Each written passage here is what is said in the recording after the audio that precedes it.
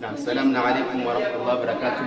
Naam, tukiwa katika madrasa Husainia Qamar bin Hashim, leo tulikuwa na mashindano ya Qur'an yaliyofanyika katika madrasa yetu hii, na mbeleni hapo unapomwona kuna ni mama na pia ni mwanafunzi wa Husainia Qamar bin Hashim, kwa ushindi ambao kwamba kaweza kupata leo katika mashindano yaliyofanyika hapa, amefanikiwa kuwa namba 1. Kwa hiyo nilikuwa napenda angejaribu kutupatia siri ya mafanikio, ni kitu gani kilichomfanya mpaka ameweza kushika namba 1 katika wanafunzi wote wa kina mama, yeye ndio kaibuka kidedea na kuchukua zawadi.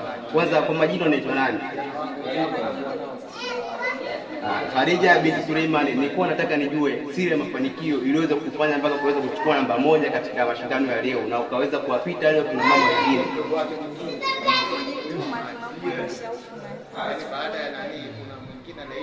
Sasa, je, katika mahudhurio yako darasani, je, huwa unahudhuria kila siku au muda mwingine tu huwa unasomea nyumbani au